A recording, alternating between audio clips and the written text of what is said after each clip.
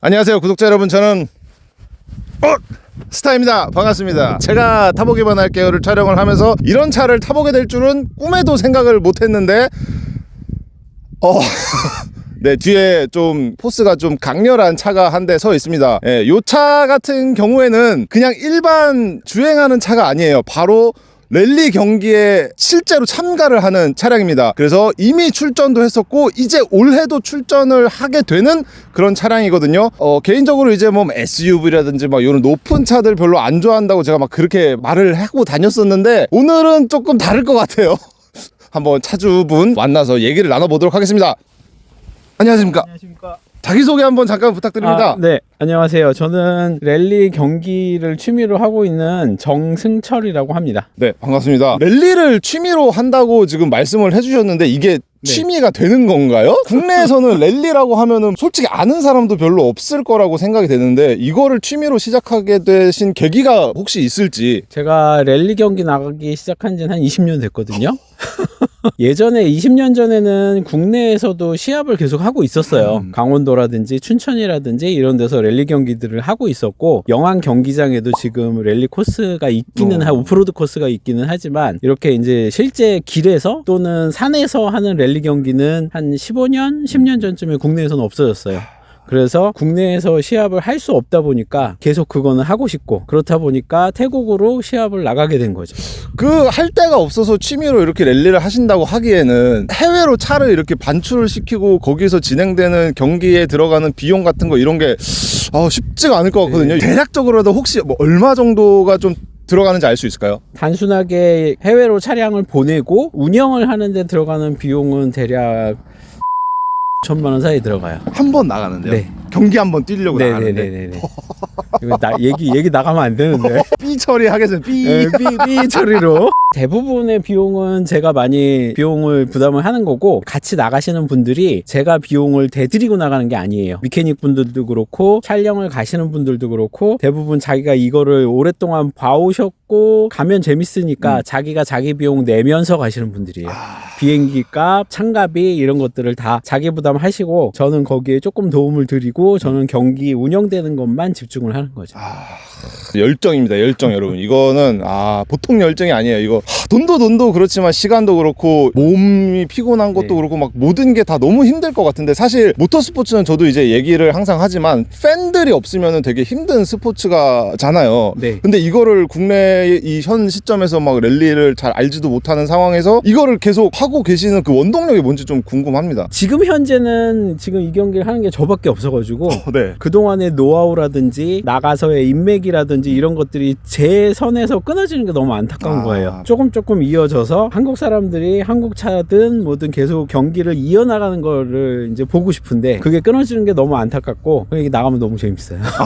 나가면 재밌으니까. 네. 맞아요. 이거는 경험하지 못하면 모르는 거니까. 그거를 저도 놓을 수가 없는 거고 저랑 같이 하는 분들도 그거를 놓을 수가 없기 때문에 계속 힘들지만 조금 계속 이어가고 있는 거죠. 맞습니다. 여러분들도 이 영상 보시고 관심 있으신 분들은 뭐 많이 연락 주시면은 뭐 이렇게 연결도 되고 막 그러면서 이제 랠리에 또 판이 또 커질 수 있는 거니까 많이 좀 봐주셨으면 좋겠습니다. 네, 부탁드립니다. 그러면은 뒤에 있는 차 이제 한번 설명 좀 부탁드릴게요. 차 외관은 보시면 데칼이 붙어 있어서 그렇지만 크게 순정차하고는 차이가 나는 거가 크게 없을 거예요. 지금 보시기에 제일 눈에 확 들어오시는 게 어떤 거예요? 저 흡기 쪽 스노클이요? 네네. 스노클 같은 경우에는 렉선 스포츠 차량에 제품이 나오는 것도 있기는 한데 성능이 좀 떨어져요. 그 다음에 구조적으로 문제가 생기고 해서 사이즈도 크고 원활해야 돼서 저건 직접 제작을 한 거고요. 경기가 8월 달에 태국에서 하기 때문에 그때가 우기예요. 비가 오고 해서 도강을 하게 되면 깊게 되면 허리 높이 정도? 이 정도까지. 예.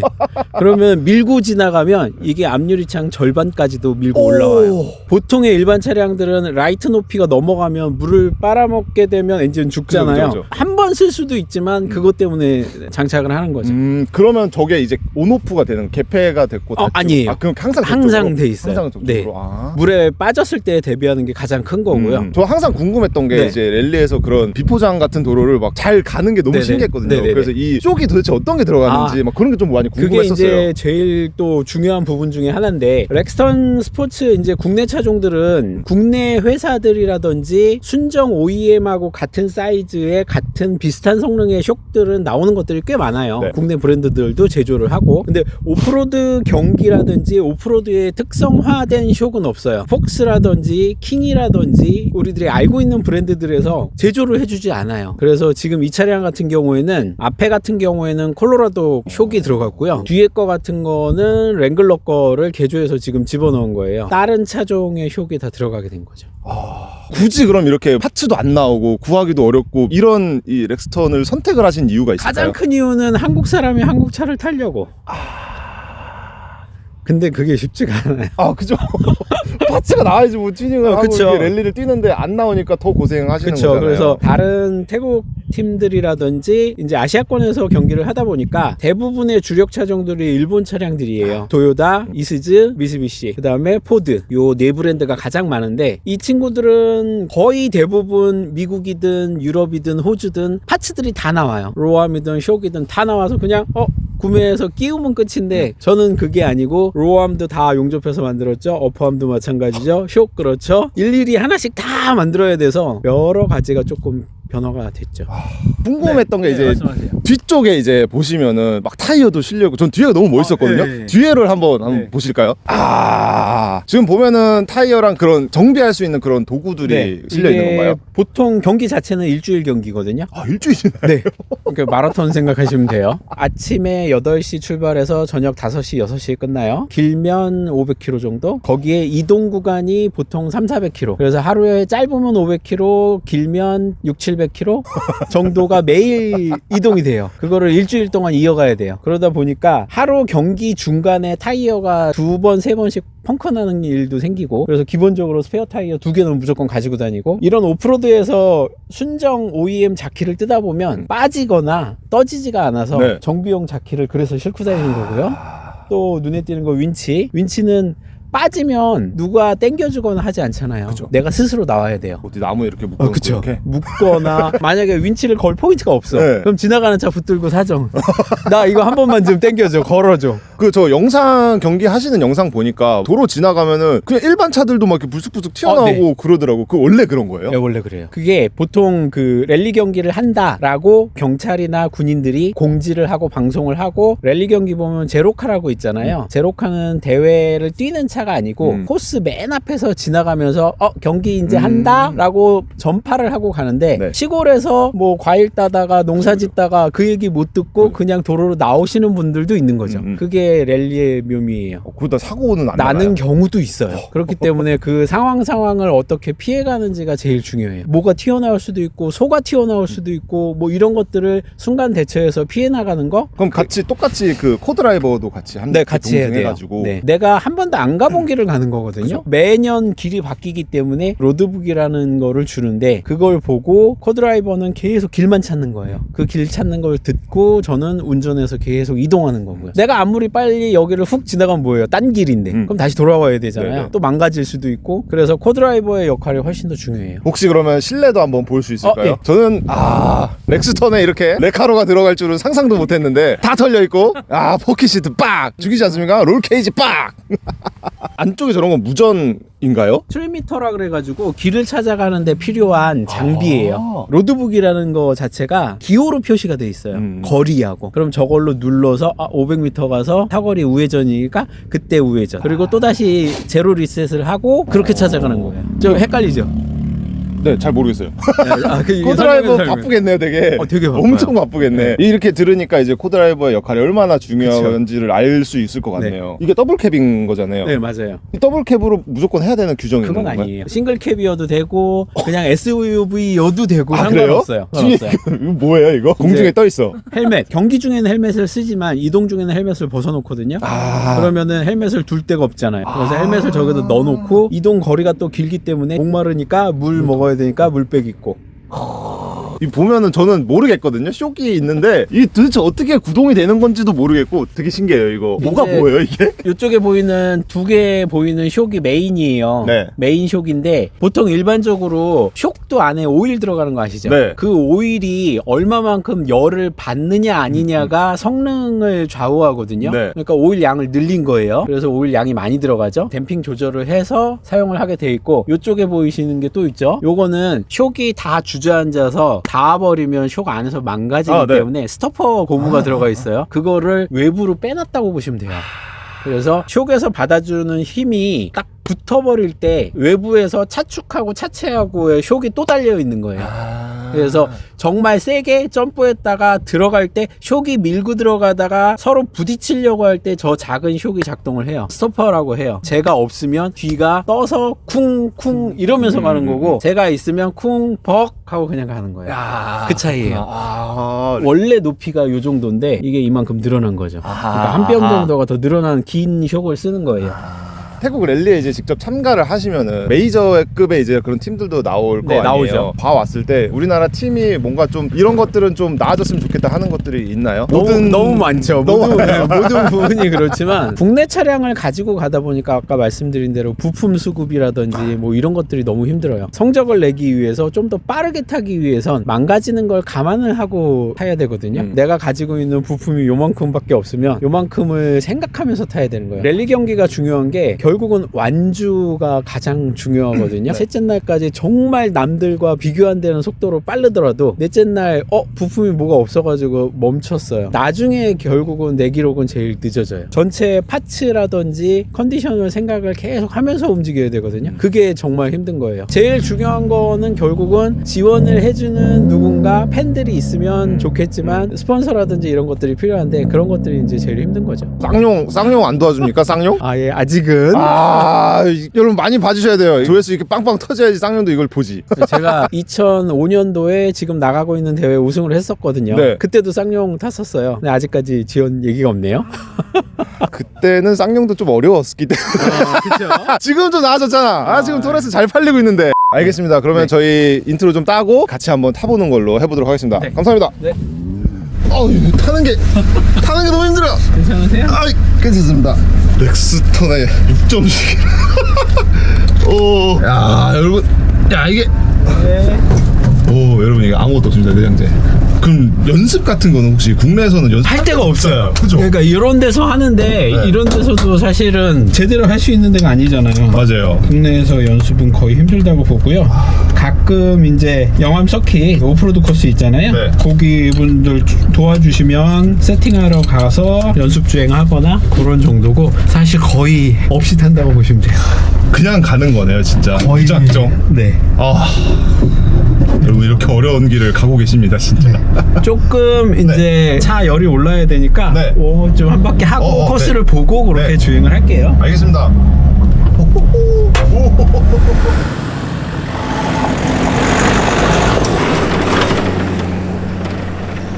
오, 이렇게 빨라요? 이게 오업이에요? 잠깐. 오, 이렇게 빨라요? 이게 오업이에요? 잠깐. 우와, 이거 괜찮은가요? 네, 상관없어요. 아니 오업이라고 하셨잖아요.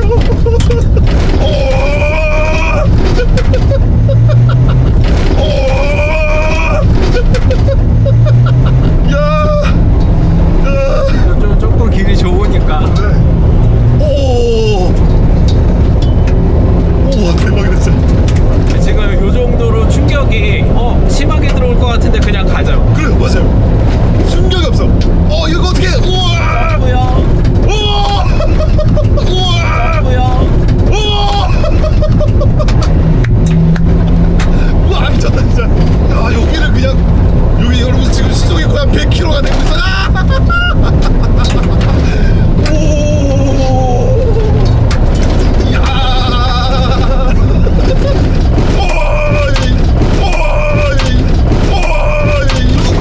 이런 거 괜찮나요? 네. 이게 진짜 괜찮아요? 네, 충격이 그냥 다 먹고 그냥 가잖아요. 우와, 이게 괜찮다고요? 오히려 천천히 가는 게 충격이 더 세게 들어오죠. 우와, 이게 그러면은 국내에서 그냥 어지간하게 세팅한 차랑은 비교도 안 되게 갈 수 있는 건가요? 그렇죠. 충격을 아까 크게 한번 튕겼잖아요. 네네. 스토퍼가 정상적으로 잡아주지 못하면 뻑하고 찍히면서 튕겨서 계속 바운싱이 생기는 거죠. 그게 제대로 안 잡히면 전복되거나 계속 튕기는 거죠. 먹어줄 쇼이 없으니까. 아까 그렇게 팡 하고 소리가 난 게 그게 정상. 네, 그게 뻑하고 닿는 거예요.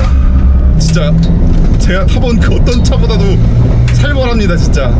이게 이런 맛이 있어가지고 계속 도전하시는 것 같아요. 그쵸. 이게 태국 가면은 사실 네. 길도 더 모르는 데고 진짜 네. 어떤 장애물이 있을지도 모르는 거잖아요. 그렇죠. 그럼 미리 코드라이버 분이 그 전에 가서 코스를 한번 아니요. 없어요. 없어요? 예, 이건 없는 경기예요.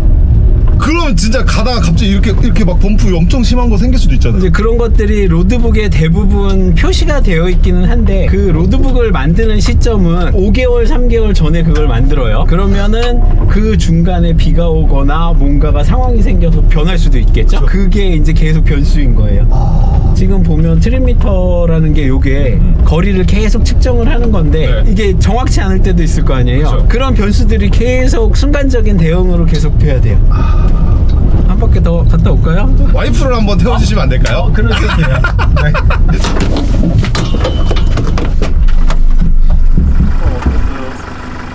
엄청 벌리거든요.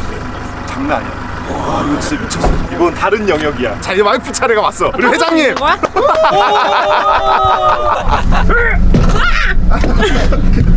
소리 질러도 되나? 지르세요. 진짜 엄청 꽉 해야 돼. 아 진짜? 잘 가자.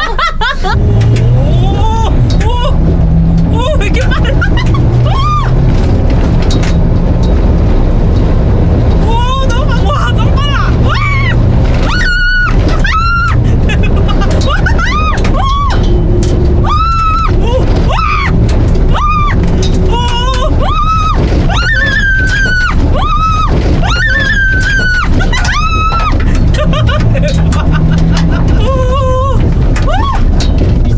미쳤어요. 미쳤어.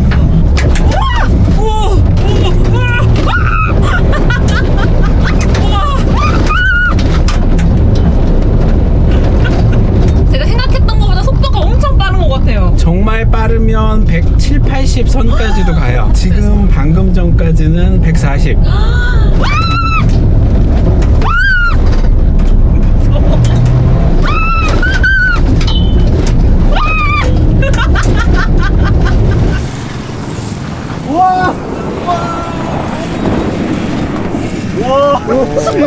개빨라. 와 여기 봐 연기 봐 연기. 와 기강 시계 남는데. 먼지 다 먹었겠다. 아, 생각을 못했네. 약간 먼지 다 먹었어. 아, 너무 미안한데? 네, 제가 막 입술이 바짝바짝 말랐습니다. 제가 타본 것 중에 역대급으로 무서웠고, 근데 되게 재밌고 정말 매력적이어서 그 잠깐 타봤는데 왜 하는지는 알 것 같아요. 너무 재밌었고 좋은 경험 시켜주셔서 너무 감사드립니다. 제가 감사합니다. 이제 8월달에 이 차 가지고 넘어가서 태국에서 랠리 실제로 뛰실 건데 각오랑 아주 조금이겠지만 팬들에게 한마디 해주신다면. 우선 이 랠리 경기를 국내에 하는 분들이 많이 없기 때문에 아시는 분들 많이 없는 상황에서 이렇게 이제 방송이라든지 조금 돼서 아시는 분들 생기고 관심 가져주시는 분들이 생기면 좋을 것 같고요. 올해도 이 차량으로 준비 잘 해서 완주 정상적으로 작년처럼 망가지지 않고 잘 탈 수 있도록 노력하겠습니다. 네, 응원하겠습니다 저도. 그리고 8월에 모르겠지만 저희도 가서 응원할 수 있으면은 너무 좋을 것 같아요. 여러분들 많이 우리 봐주시면은 이제 또 힘 빡 받아가지고 또 갈 수 있지 않겠습니까? 오늘 너무 감사드리고 저희도 응원하겠습니다. 이번 영상 시청해주셔서 대단히 감사드리고 다음 영상에서 만나요. 용과 감사합니다. 네.